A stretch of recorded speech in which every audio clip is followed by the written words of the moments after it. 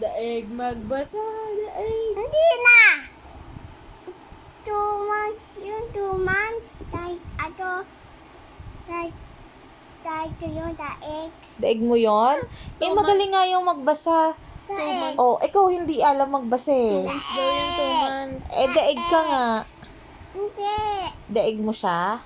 Apo. Bakit? You know how to read ba? Yeah. May I see? If you can read? Tapos na. Ay, hindi ko kita eh. Tapos na nga eh. Ano, na-read mo? Nata animals. Animals? Hindi. What? Na dance. Sounds of? Counts. Counts? Apo. May I see? Animals. One, 2 months daw. 2 months. Oh, gusto ko yung word. Ayaw ko numbers na. Alam mo na numbers. Gusto ko like this. Oh, you're going to read this. Okay?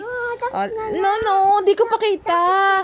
Ipapakita ko sa Libnahis. Sabi ko, Libnahis, ang galing po mag-read ni Yana. Tatanggapin niyo po sa Libnahis si Yana, ha? I wanna Saan mo ba gustong mag-school? nice. Oh, ay hindi ka maalam bumasa. Hindi ka tatanggapin sa Libnahis.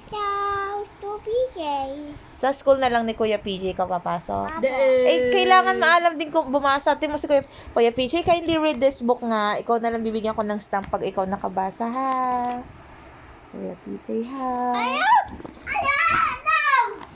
Baka mahulog ka dyan. Kuya PJ, kindly read this. No! 1 duck. Oh, very good. 2 dinosaur. Very good. 3 chickens. Oh, 3 baby. hens. Is that correct, chickens? Oh. No. What? What is the right, ano? Pata and tita. Daig ka. Oh. Anong basa dito? Be. Oh, basa mo to.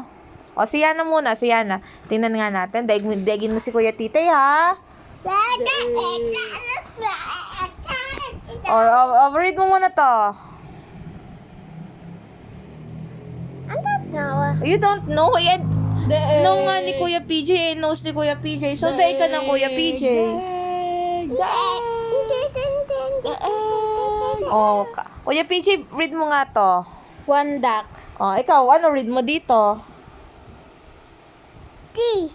Hindi dito sa word, oh.